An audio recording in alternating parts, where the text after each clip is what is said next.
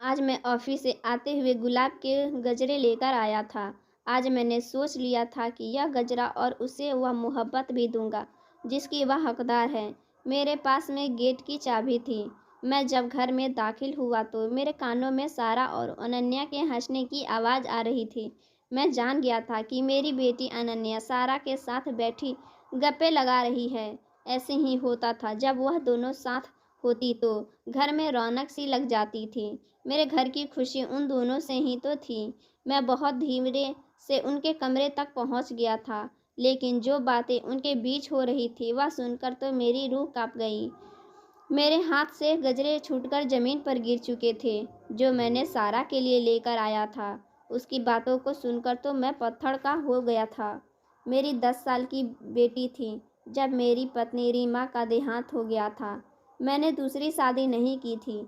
पहली बेटी को माँ बाप दोनों का ही प्यार दिया था, लेकिन फिर भी वह चुपचाप सी रहती थी। और उसकी वजह यह थी कि मैं उसे पूरा वक्त नहीं दे पाता था। मैं दिन भर काम पर होता था। हालांकि मैं घर पर एक नौकरानी रखा हुआ था, जो सुबह से शाम तक काम करती थी, और जब मैं घर आ जाता तो वह अपने घर चली जाती थी। बाकी का वक्त मैं अनन्या को देने की पूरी कोशिश करता था। उससे मैं उसके स्कूल और उसकी टीचर और उसके फ्रेंड सारा के बारे में पूछता था, लेकिन वह खुलकर बात नहीं करती थी, बस सवाल का जवाब ही दे देती थी। मैंने महसूस किया था कि मेरी बेटी अनन्या उदास रहती है जब तक कि उसकी ज़िंदगी में सारा नहीं आई थी। सारा हमारे पड़ोस में कुछ सालों पहले ही आई थी और पढ़ने में भी मेरी बेटी के साथ स्कूल में पढ़ाई करती थी। 8वीं क्लास से ही उनकी दोस्ती हो गई थी, और अब मेरी अनन्या हर वक्त सारा के घर पर रहती थी या फिर सारा हमारे घर आ जाती थी। सारा के माँ बाप मर चुके थे। वह अपने चाचा चाची के साथ रहती थी। उनके चाचा से भी मेरी अच्छी खासी हेलो हाय थी। मेरा अपना खुद का बिजनेस चल रहा था, जो भगवान की कृपा से मैं बहुत ही अच्छा था। मेरे घर में भगवान की कृपा से पैसों की कोई कमी भी नहीं थी। बस ज़िंदगी में एक ही दुख था कि मेरी पत्नी का साथ ज़्यादा लंबे समय तक नहीं था। बस मुझे छोड़कर जल्दी ही चली गई थी। लेकिन दोबारा मैंने किसी की तरफ आंख उठाकर भी नहीं देखा था, क्योंकि मैं अपनी पत्नी रीमा से बहुत मोहब्बत करता था। मैं देखने में ज़्यादा उम्र का नहीं लगता था, क्योंकि मेरी शादी बहुत ही कम उम्र में हुई थी, और रीमा भी मेरी दोस्त थी। हम दोनों में बहुत मोहब्बत थी। यही वजह थी कि मैं उसकी जगह किसी और को दे नहीं पाया था। बस किस्मत में हमारा साथ ज़्यादा लंबे समय तक नहीं लिखा था। जब से मेरी बेटी की दोस्ती सारा से हुई थी, वह हंसने लगी थी, बातें करने लगी थी, घर में एक रौनक सी लग गई थी। कभी वह दोनों किचन में होती तो और कुछ न कुछ पका रही होती थी। पूरे किचन में उधम समाचार मचा देती, और बाद में अपना बनाया खाना मुझे ज़रूर टेस्ट कराती, और वह जैसे भी बनाती थी मैं कहता था बहुत मज़ेदार बना है। मेरी नज़रों से सारा भी मेरी बेटी ही जैसी थी। जैसे ही मेरी बेटी अनन्या थी, मैं उसे बेटी कहकर ही पुकारता था। और उन दोनों ने इंटर पास कर लिया। अनन्या ने अपना इंजीनियरिंग बहुत ही अच्छे नंबरों से पास किया था। इसलिए मैंने उससे कहा कि इस बार मैं तुम्हें वह तोहफे में दूंगा जो तुम्हें पसंद हो। आप मुझे बताओ कि क्या चाहिए। लेकिन जो चीज़ अनन्या ने मुझसे मांगा वह सुनकर मेरे होश उड़ गए। अनन्या ने मुझसे कहा कि पापा, आप सारा से शादी कर लें। अनन्या की बात को सुनकर मेरा दिमाग चकरा गया था। अनन्या ने यह क्या कह दिया था। मैं अनन्या को गुस्से से देखने लगा। मैंने कहा, तुम होश में तो हो सारा, शर्म आनी चाहिए तुम्हें ऐसी बात कहते हुए।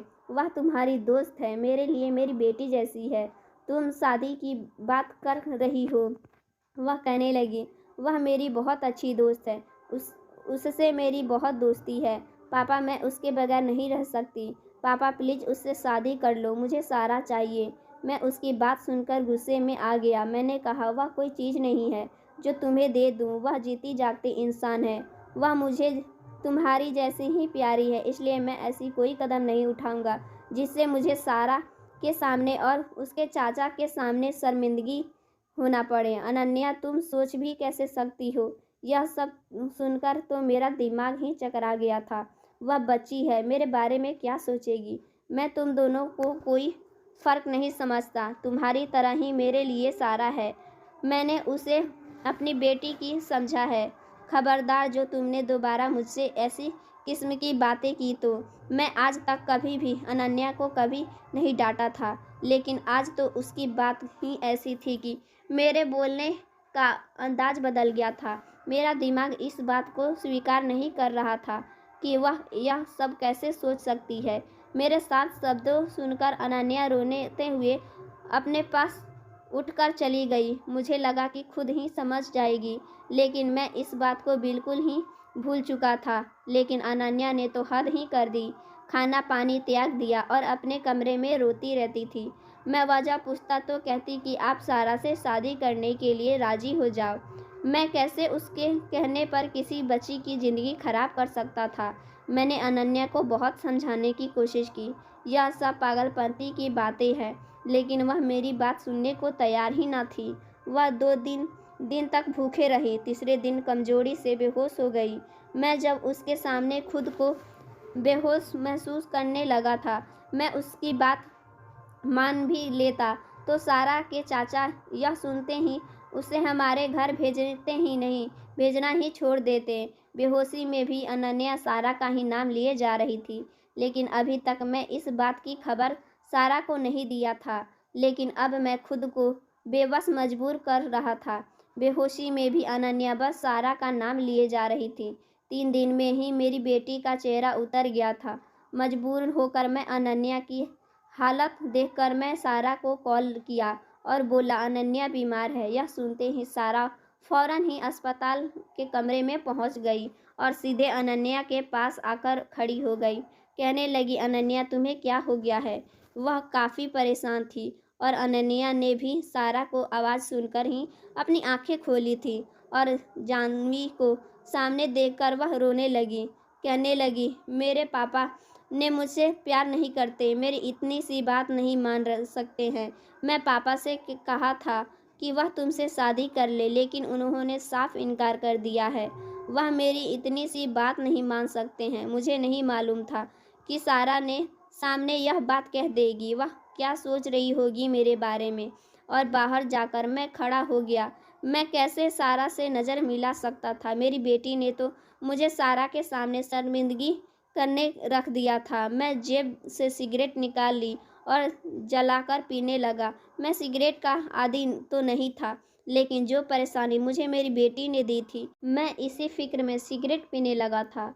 कुछ देर बाद सारा बाहर आई। मैं कमरे से बाहर खड़ा था। उसे नज़रें का टकराव होते ही मैं नज़रें झुका लिया। मुझे ना कुछ कहते हुए भी मैं खुद शर्मिंदगी महसूस कर रहा था। वह मेरे पास आई और कहने लगी, मुझसे शादी कर लो अमित। यह सुनकर तो मेरे होश उड़ गए। मुझे अंकल अंकल कहने वाली लड़की आज मेरा नाम लेकर कह रही थी कि अमित मुझसे शादी कर लो। मैं हक्का बक्का सा खड़ा था। मुझे लगा शायद अनन्या ने इसे इमोशनली ब्लैकमेल किया है, जैसे कि वह मुझे काफ़ी दिनों से कर रही थी। मैंने कहा, तुम अनन्या की बातों का सीरियसली मत लो, बेवकूफ़ है वह। मैंने अभी भी तुम्हें इस नज़र से नहीं देखा है और ना ही कभी देख सकता हूँ। तुम मेरी बेटी की दोस्त हो। तुम मुझे बिल्कुल अनन्या की तरह ही प्यारी हो। अनन्या जज्बाती है, उसे इन बातों की समझ नहीं है, लेकिन प्लीज़ इसकी बातों का बुरा मत मानना। वह तुमसे मोहब्बत करती है और इसी मोहब्बत के लिए तुम बेफिक्र रहो। मैं उसे समझा दूंगा। लेकिन वह कहने लगी कि वह फिक्र अनन्या की ही नहीं, मेरी भी ख्वाहिश है। सारा की यह बात सुनकर मेरे पैरों तले ज़मीन निकल गए थे। वह उसे खड़ी हैरान और अविश्वसनीय नज़रों से देख रहा था। मुझे लगा मेरे पास बोलने के लिए शब्द ही खत्म हो गए हैं। मैं यह क्या सुन रहा था और किससे सुन रहा था। मेरी तो बोलती बंद हो गई थी। मुझे उस पर अफसोस भी हो रहा था और गुस्सा भी आ रहा था। वह लड़की मेरे बारे में कैसे यह सब कुछ सोच सकती है। मैं उसके बाप की उम्र का हूँ। मुझे लगा कि मुझे उससे बात करनी ही नहीं चाहिए, इसलिए मैंने अपना दुख बदल दिया और हाथ में पड़ा सिगरेट होठों से दबा लिया। मेरे चेहरे पर गुस्से की लकीर साफ जाहिर हो रही थी। मैंने उससे गुस्से से कहा, तुम यहाँ से चली जाओ और दोबारा मेरे घर मत आना। मैं उलझन में था। उसे तो जवाब और काफ़ी अच्छा लड़का मिल सकता है, लेकिन फिर भी वह मेरे पीछे ही क्यों पड़ी है? वह बेवकूफ़ है। खड़ी रही और कहने लगी, मैं शादी करूँगी तो आपसे ही करूँगी। आपको क्या प्रॉब्लम है मुझसे शादी करने में? मैंने कहा, तुम पागल हो गई हो। इस समाज में मेरी कोई इज्जत है? अगर किसी को पता चला तो वह लोग सोचेंगे क्या मेरे बारे में? तुम्हारे चाचा वह क्या बोलेंगे? आप चाचा की चिंता मत करो, वह कुछ नहीं बोलेंगे। आप बस शादी की तैयारी कीजिए। यह कहते वह चली गई। इधर कमरे में अनन्या की तबीयत ठीक हो गई थी। वह मुझे फिर कहने लगी, शादी करने के लिए। अब मैं भी क्या करता? मेरी शादी की कोई ख्वाहिश नहीं थी, लेकिन अपनी बेटी के लिए शादी के लिए मान गया। और मैं जानवी के चाचा से बात किया तो वह भी कहने लगे, आप अच्छे इंसान हैं, मुझे इस शादी से कोई ऐतराज़ नहीं है। दरअसल सारा की चाची का उसके प्रति व्यवहार ठीक नहीं है और यह अपने अनपढ़ और निकम्मे भाई से शादी कराना चाहती है। सारे लोगों के सहमति से सारा और मेरी शादी हो गई। उसी दिन अनन्या बहुत खुश थी। रात को सारा मेरे कमरे में मेरे पत्नी के हैसियत से रूम में बैठी हुई थी। अनन्या भी अपने कमरे में सो चुकी थी और मैं यहाँ बैठा इस अचानक से हो जाने वाले रिश्तों को लेकर परेशान था। लेकिन सारा दुल्हन की लिबाज में सजी बेड पर बैठी थी। मेरा आहट पर कुछ संभाल कर बैठ गई। मेरे दिलो दिमाग में यही चल रहा था कि मैं उससे क्या बात करूं, पर मैंने ही बात शुरू की। सारा देखो, मुझसे घबराने की ज़रूरत नहीं है। मैं फ़िलहाल दिल और दिमाग में इस रिश्ते को बिल्कुल भी स्वीकार नहीं कर पा रहा हूँ, इसलिए मुझे कुछ वक्त चाहिए। तुम भी चाहो तो आराम से कमरे में सो जाओ और चाहो तो अनन्या के पास चली जाओ। हर लड़की की शादी को लेकर और खासकर शादी की पहली रात को लेकर बहुत सारे अरमान होते हैं, लेकिन यह बड़े अरमान से मान गई। कहने लगी, ठीक है, आप आराम करें, क्योंकि शादी में से पहले अनन्या मेरे लिए कुछ और थी और शादी के 1 महीने हो चुके थे। सारा अब तक अनन्या के पास ही सोती थी और मुझे भी उन बात से कोई मतलब नहीं था, क्योंकि सारा के लिए मेरे दिल में कोई भी जज्बात नहीं थे, तो मुझे कोई फ़र्क क्यों पड़ता कि वह कहाँ सोती है। लेकिन एक रात जो कुछ मेरे और सारा के बीच हुआ, उसने मेरे 14 तर्क रोशन कर दिए थे। उस रात मैं अपने कमरे में कोई किताब पढ़ रहा था कि सारा मेरे कमरे में आई। मैं अपने कमरे का दरवाज़ा लॉक नहीं रखा था। मैंने सारा की आने की वजह पूछा तो मुझसे कहने लगी कि अनन्या सो चुकी है, लेकिन मुझे नींद नहीं आ रही है। आपके पास बैठकर बातें कर लूं? सुबह ठंडा है और छुट्टी है कॉलेज की। मैंने कहा, हाँ, बैठ जाओ। बेड पर वह बैठ गई। मैंने किताब सेट पर रख दिया और नज़र का चश्मा भी उतार कर बॉक्स में डाल दिया। वह मुझे बड़े ही गौर से देख रही थी। मेरी नज़र जब उस पर पड़ी तो वह मुझे ही देख रही थी। अचानक ही मेरे चेहरे पर मुस्कुराहट सी आ गई। वह भी मुस्कुराने लगी और मुझसे कहने लगी, आप इस उम्र में भी कितने हैंडसम हैं, जवानी में तो और भी ज़्यादा होंगे। आप मुस्कुराते हैं तो आपके चेहरे की डिम्पल बड़ा प्यारा लगता है। आपकी यह गहरी काली आंखें किसी को भी आपका दीवाना बना सकती है। इसके मुंह से अपना तारीफ सुनकर मैं कुछ पल यह समझ नहीं पाया कि क्या जवाब दूं। मैंने कहा, हाँ, जवानी में मैं बहुत ही लड़कियां मेरे पे फिदा थीं, लेकिन अब तो मैं 40 का हो गया हूँ। अब कहाँ वह बात रह गई। मेरी बात पर वह हंसने लगी, फिर बोली, खैर ऐसी बात तो नहीं है। आप अभी एक जवान लड़की के बाप नहीं लगते हैं। आपको पहली बार मैंने देखा था तब मैं समझी थी कि आप अनन्या के बड़े भाई हैं। सारा की बात पर मैंने मुस्कुराते हुए कहा, ऐसा इसलिए क्योंकि मेरी शादी सिर्फ 20 साल की उम्र में ही हो गई थी। मैं अपने माँ बाप का इकलौता बेटा था और तब मेरी माँ को कैंसर हुआ था। मेरी माँ का आखिरी समय था और मेरी माँ मेरी शादी अपनी आँखों से देखना चाहती थी, इसलिए मरने से पहले उन्होंने अपनी आखिरी अच्छा जाहिर की और मैं अपनी माँ की इच्छा का मान रखता था और अपनी एक दोस्त से शादी कर ली। शादी की अगले ही साल अनन्या पैदा हो गई थी। अनन्या 2 महीने की थी तब तक मेरी माँ चल बसी। मेरी बात सुनकर सारा कहने लगी कि हमारे कॉलेज की बहुत सी लड़कियां यही समझती हैं कि आप अनन्या के बड़े भाई हैं। फिर वह मुझे मेरी पहली शादी के बारे में सुनने लगी क्योंकि मेरी पहली पत्नी रीमा से मेरी शादी मोहब्बत वाली थी। वह बड़ी दिलचस्पी से मुझे देखते हुए मेरी और सीमा की लव स्टोरी सुन रही थी। सुनते सुनते अगली उसकी आंख बंद होने लगी और वह बेड की दूसरी तरफ बैठी ही वहीं बैठे बैठे सो गई। मैंने पहले तो उसे जगाना चाहा लेकिन वह जगी नींद में गहरी सो चुकी थी। मैं उस पर कंबल डाल दिया और मैं खुद भी सोने के लिए लेट गया। थोड़ी देर में मेरे दिल की धड़कन उठ गई जब सारा नींद में मेरे बहुत करीब आ चुकी थी। वह मेरे बाजू पर सर रखकर सो गई थी। उसका हाथ मेरे सीने पर धड़ा हुआ था। पहले तो अपने बाजू पर बोझ समझकर मैं नींद से हबड़ाकर उठा था, लेकिन अब उसे अपने इतने करीब देखा तो दिल की धड़कने में भी एक प्यारी सी उमंग पैदा हुई थी। पहली बार मैंने उसका चेहरा अपने करीब से देखा था।